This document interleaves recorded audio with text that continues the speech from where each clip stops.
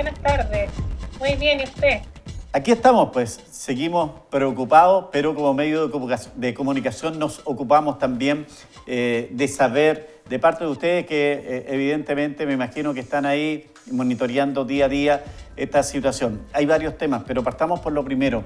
Este anuncio que hace ayer el presidente de la República en orden de ya comenzar a aumentar la cantidad de personas vacunadas y que ya no sean solo los adultos mayores, sino que también, y los enfermos crónicos, sino también el resto de la población chilena. ¿Cómo lo califican? Bueno, esa es una noticia muy positiva. De hecho, Chile se ha destacado entre los países con una mejor organización, digamos, en cuanto al proceso de inmunización. Ha sido un proceso muy ordenado, que se ha llevado a cabo de manera muy efectiva, y en esto ha jugado un rol muy importante la atención primaria. Entonces, bueno, es una muy buena noticia que ya empiecen a vacunarse grupos que ya no son de riesgo, sino que es población general. Una muy buena noticia. 32,6% de la población objetivo chilena ya está vacunada, de acuerdo al último informe que nos entregan, pero sí.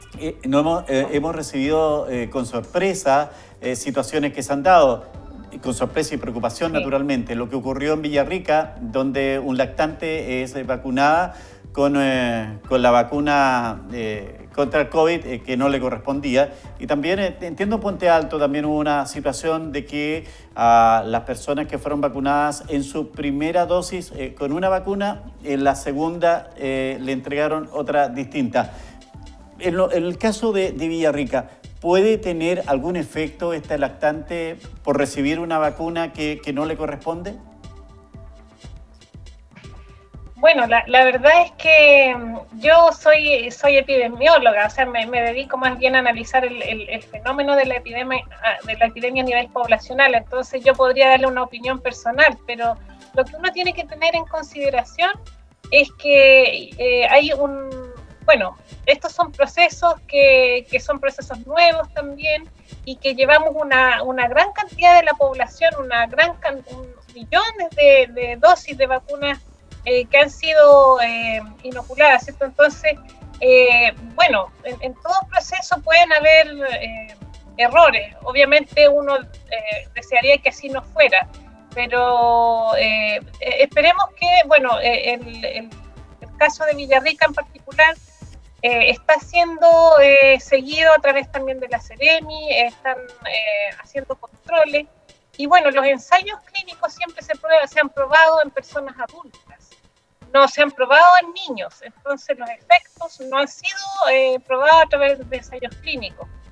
Sin embargo, se espera que no llegue a tener efectos adversos, pero esos estudios científicos no se han realizado, puesto que no se han hecho ensayos clínicos en lactantes y en niños tampoco. Por eso la vacuna no se aplica en esos grupos etarios, porque no hay ensayos para esos grupos. Claro, y respecto a vacunarse con una vacuna en una dosis y la segunda con otra, ¿también puede tener algún efecto nocivo en la salud de las personas? Bueno, lo que pasa es que sabemos que cierto, las vacunas utilizan en algunos casos métodos distintos, digamos, para lograr la inmunidad. Entonces, en ese caso, lo que uno esperaría es que, claro, se administra una dosis, y para que la efectividad sea adecuada o tenga la efectividad que indica el fabricante en este caso, tiene que haber una segunda dosis de esa misma laboratorio. Entonces, lo que debería ocurrir ahora es que efectivamente estas personas tengan que volver a ser vacunadas con el mismo fabricante con el que se puso la primera dosis. Es decir, lo que puede ocurrir es que tengan que ser vacunadas por una tercera vez. Eso es lo que va a ocurrir, es que tengan que ser inoculadas nuevamente para lograr el efecto que se desea conseguir, que es la efectividad para reducir los efectos adversos, ¿cierto?, del COVID-19. Claramente aquí, exacto, claramente aquí, doctora, uno se encuentra con situaciones que son nuevas, son históricas. Jamás habíamos tenido una situación de este tipo tan dañina en materia de salud, una pandemia que que nos tiene con todo nuestras miradas y nuestros sentidos ahí atentos a lo que pueda ocurrir. Por lo tanto, evidentemente, la vacunación, que es la esperanza de muchos, también pasó por una situación rara. Primero, la gente estaba reacia a vacunarse. Decía que esto pueda pasar acá, que esto es un invento, que algo pueda ocurrir. Y después de que la gente quiso toda irse a vacunar, hoy día, y esa es la mirada que uno tiene, los jóvenes dicen, pero ¿cuándo nos toca a nosotros? Entonces, evidentemente, en millones de vacunas que ocurran estos casos, no es que lo estemos justificando, pero se pueden dar, porque evidentemente es una cantidad. Mire, yo me fui a vacunar hoy día y le pregunté a la técnico que me vacunó cuántas personas había vacunado hasta las 11 de la mañana. Me dijo 50. Y yo termino al día vacunando alrededor de 170 personas. Entonces, claro, puede darse estas situaciones, doctora, ¿verdad? Exacto, son situaciones que uno esperaría que no ocurrieran, pero bueno, como dice el dicho, errar es humano. Entonces, bueno, yo sé que los profesionales de la atención primaria y obviamente de la atención secundaria y terciaria también están sobrepasados. Tenemos que entender un poco el contexto, ¿cierto?, de pandemia. Un año de pandemia, el personal también está sobrecargado, está con mucha carga laboral también. Entonces, eso también es posible que esté afectando, ¿cierto?, el comportamiento también de los profesionales de la salud. No es de ninguna forma yo quiero justificar este tipo de situaciones, pero solamente quiero hacer un poco entender el contexto en el que se encuentran los profesionales de la salud con mucha sobrecarga laboral y están entregando lo mejor de sí para que salgamos juntos de esta pandemia. Entonces, yo me centraría en eso, en los esfuerzos positivos, estos casos que son muy aislados, obviamente, que llaman la atención, sobre todo también de los medios, pero yo quiero dejar en claro que los profesionales de la salud están dando lo mejor de sí, y yo creo que ese es el mensaje. Bueno, Eugenio, que es nuestro seguidor estrella todos los días, me pregunta a la doctora, descubrieron que el COVID sigue mutando y está siendo resistente al PCR. Al parecer el COVID es astuto, no se deja pillar. ¿Qué piensa la doctora? ¿Se han detectado casos así hace días atrás? ¿Qué piensa epidemiológicamente? Bueno, no es que no se deje pillar, lo que pasa es que todos los métodos diagnósticos tienen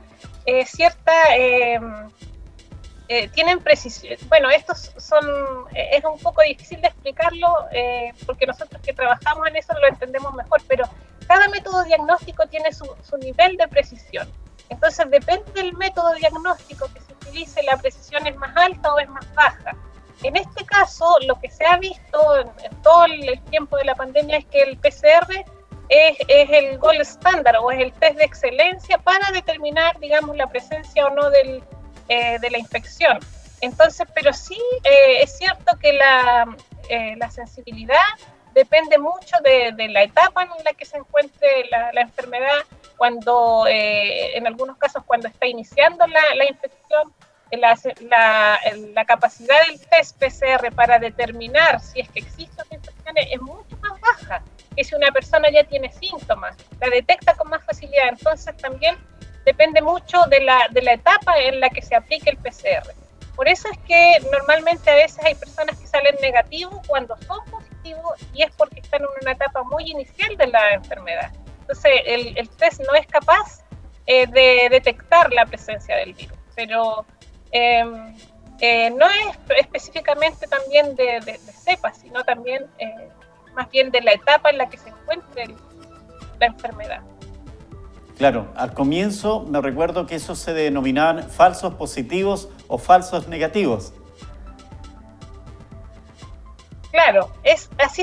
Claro, cuando uno quiere determinar la presencia o no del virus, en este caso con el PCR, existen lo que llamamos nosotros falsos positivos, que es los pacientes que marcan positivo pero que no lo son, y están los falsos negativos, que es cuando digamos existe el virus pero aparece el test negativo. Entonces, esos son específicamente los problemas que tienen algunos test que marcan más falsos positivos o más falsos negativos. Claro. Pero son errores de todas las técnicas, de todas las técnicas diagnósticas, que no es solamente de este, y en este caso se está usando el gold standard, o lo que mejor determina en este caso la presencia de un virus. Pero Ángela siempre me va a dice... existir la posibilidad de un error. Claro, Ángela me dice que hay informaciones de que no detecta el PCR por la nueva mutación. Sí, claro, en algunos casos, en algunas cepas, se ha visto que esto que yo le decía de la sensibilidad es un poco menor. Lo mismo ocurre con las vacunas. Por ejemplo, para la cepa africana se ha visto que la efectividad de las vacunas que se están aplicando ahora es menor. Entonces también puede ocurrir esto con los test diagnósticos. Es un poco menor que para las cepas que ya conocíamos. Sin embargo, bueno, todavía yo creo que falta más evidencia científica para determinar bien cuánto es la menor sensibilidad que tienen los test hoy en día para ese tipo de cepas y las cepas nuevas que van a ir saliendo. Y también se ha conocido que existen otras técnicas para determinar también la presencia del virus, pero que obviamente son técnicas más complejas y por eso se elige el PCR de hisopado nasofaríngeo actualmente. Claro, para que vea que nuestros seguidores están pero muy atentos a este tema. Nancy Soto Molina me dice, en China no están vacunando a la gente, solamente vacunan a los que viajan fuera del país. ¿Cuál es la norma para el tema de vacunación? ¿Hay una instrucción mundial o cada país lo adopta como estime conveniente, doctora? Sí, eso, bueno, depende mucho de la organización que tenga cada país. Eso no existe, obviamente, una recomendación que es la prevención primaria, que llamamos nosotros en prevención, que es la inmunización a través de vacunas. Eso es una recomendación de la Organización Mundial de la Salud. Sin embargo, después cada país determina cómo va a ser la vacunación, quiénes van a determinar qué son los grupos de riesgo y cómo se va a llevar a cabo, quiénes van a ser los profesionales que van a trabajar en el proceso de vacunación. En este caso, por eso Chile se ha destacado mucho, porque lo ha hecho de manera muy ordenada, muy bien organizada, y también eso es fruto del excelente plan de vacunación que tiene Chile en todos los programas que tiene. Entonces está muy bien preparado para la prevención primaria, en este caso para la inmunización a través de las vacunas. Entonces, claro. Pero claro, cada país determina sus grupos de riesgo, cómo lo va a hacer. Entonces, esa es decisión de cada gobierno. Claro, me hacen esta consulta y me explica Ángela, porque en el caso del niño que falleció, le hicieron muchos PCR y no lo detectaron y murió por la inflamación de sus órganos internos. Esto es el caso de Puerto Montt, entiendo, del sur de Chile, ¿verdad? Sí, se ha reportado un caso hasta el minuto 1 o 2 casos, son pocos casos de pacientes pediátricos que han fallecido producto de la infección por SARS-CoV-2. Lamentablemente uno de estos casos es el paciente de Puerto Montt. Perfecto. Doctora, entonces, en definitiva, la situación por la cual está atravesando el país y particularmente la Araucanía y Temuco, que a pesar de, en el caso de la Araucanía, tener 23 comunas en cuarentena y los fines de semana 30, no bajan los casos. ¿Hay alguna explicación que pudiera darse desde el mundo de la medicina? Sí, bueno, hay muchas explicaciones. Yo siempre digo que no es solo un factor, son varios factores que confluyen para explicar cómo nos encontramos en relación a la situación sanitaria a nivel del país. Del total de regiones, hay 11 regiones que están muy críticas, es decir, la mayoría de las regiones están con situaciones críticas en cuanto a ocupación de camas, en cuanto a incidencia, número de casos activos.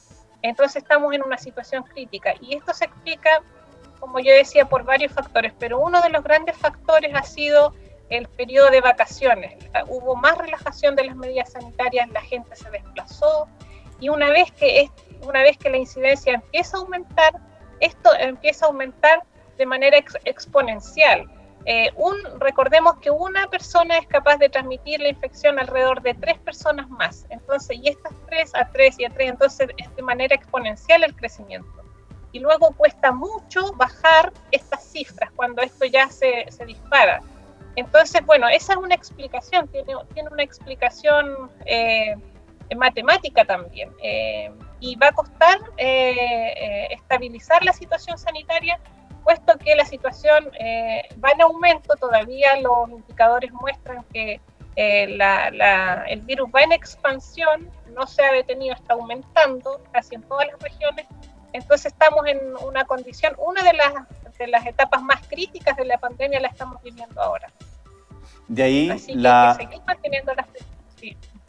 Claro, de ahí la posición que ha adoptado el Colegio Médico en las últimas horas de solicitar a las autoridades de gobierno poder postergar el proceso eleccionario del mes de abril, a fin de poder también evitar las aglomeraciones que, por lógica, 4 elecciones en 2 días se van a dar y claro, que no aumente la cantidad de casos. Eso es lo que argumentan.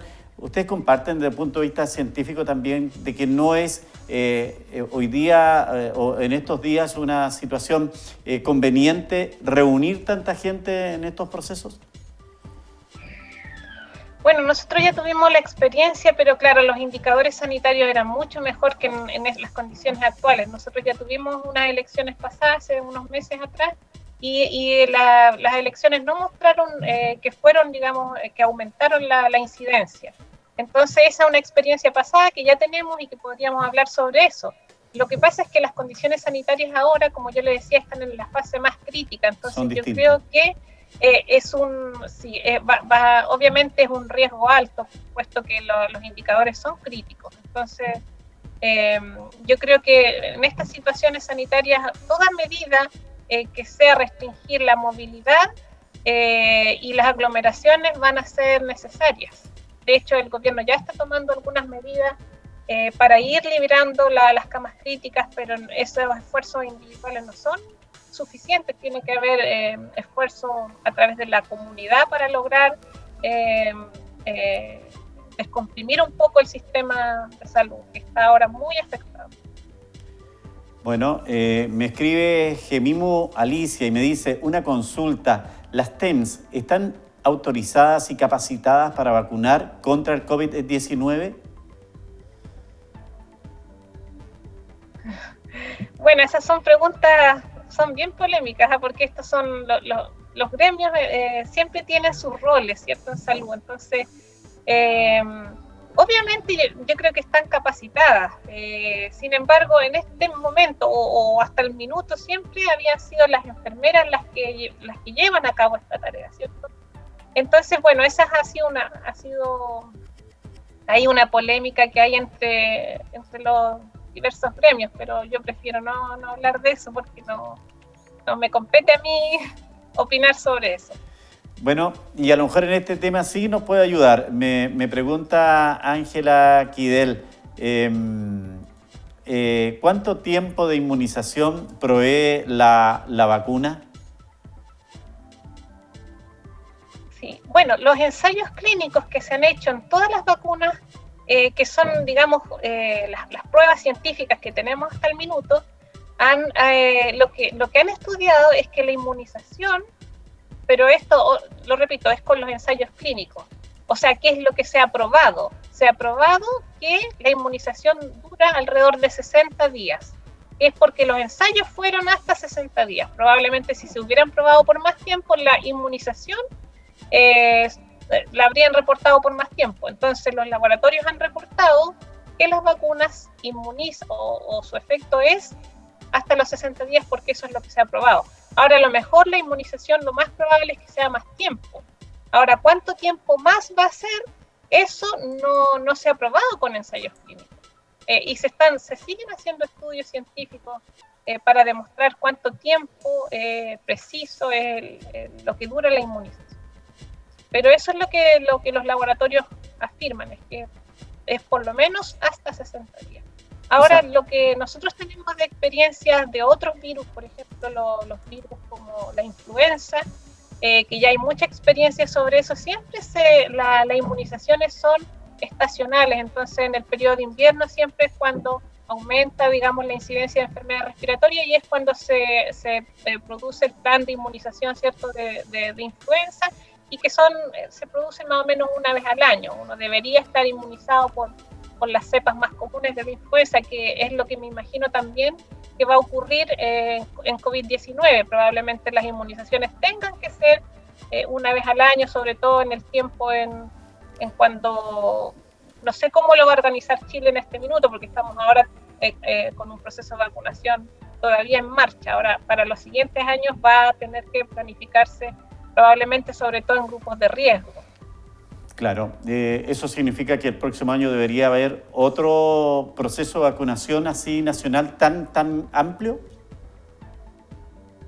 Bueno, no sé si tan amplio, pero lo más probable es que se empiece otra vez con grupos de riesgo, que es lo que yo creo que nos vamos a ir habituando a que esta sea una vacuna en el calendario, sobre todo para las poblaciones de mayor riesgo, ¿cierto? Creo yo que eso está en la planificación a futuro, pero nos tenemos que acostumbrar a que esto tiene que ser anual, por lo menos anual. Bueno, hay muchas preguntas más que están vinculadas al tema de la inquietud que tiene la gente, por ejemplo, la situación de las camas, que no dejan de tener razón, pero obviamente usted ahí no creo que me pueda de alguna manera resolver la inquietud. ¿Qué pasa? Porque dicen, y tienen razón, hoy día hay preocupación porque faltan camas críticas para las personas que están afectadas por el COVID. Sin embargo, se suspendieron las intervenciones quirúrgicas. Eso también es preocupante porque la gente que estaba esperando esto y que necesita una intervención a lo mejor va a fallecer por una patología que es distinta a la que en definitiva tiene el marco del COVID. Exacto. Bueno, sí, llegó una resolución, digamos, del ministerio que es precisamente para trabajar en descomprimir todo lo que tiene que ver con las camas críticas. Porque todo paciente que es intervenido quirúrgicamente necesita usar a veces una cama crítica, ¿cierto? Entonces, lo que se quiere con esta nueva resolución del ministerio es descomprimir las camas críticas para los pacientes que están cursando y que necesitan una cama crítica por COVID-19. Ahora, lo que se suspende son las cirugías electivas, que son cirugías programadas. Todas las cirugías que son de urgencia no están suspendidas, por supuesto, ni tampoco las cirugías pediátricas, eso dice la resolución. Es solamente las cirugías que estaban programadas y por supuesto que esto afecta a la gente que está esperando muchas veces meses para operarse, pero el sentido es dejar estas camas críticas para las personas que ahora la están necesitando, que es un periodo muy crítico. Estamos con ocupaciones, sobre todo en muchas regiones, con capacidad muy limitada, sobre todo en la región de la Araucanía. Nosotros ya el sistema de cama crítica está con ocupación completa. Han sido trasladados más de 20 pacientes a otras regiones solamente durante marzo. Entonces, lo que se quiere, el objetivo de esta resolución es precisamente descomprimir las camas críticas para los pacientes que lo necesitan de manera urgente. O por supuesto, reprogramar esta cirugía para los periodos en donde haya un poquito más de libertad para ocupar camas críticas. Perfecto.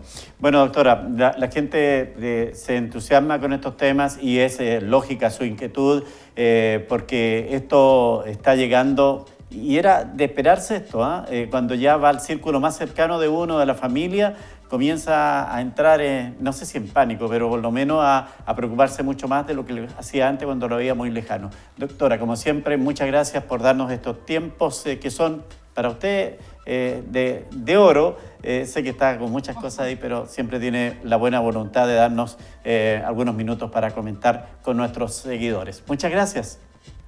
Muchas gracias a usted. Un saludo. Que le vaya muy bien. Bueno, conversando de estos temas que son la preocupación del día, las camas críticas que se agotaron y que, como bien lo decía nuestra seguidora, significan que las operaciones que estaban programadas se han suspendido por el momento. No las operaciones de urgencia, no las operaciones pediátricas, como bien lo precisó Teresa Balboa.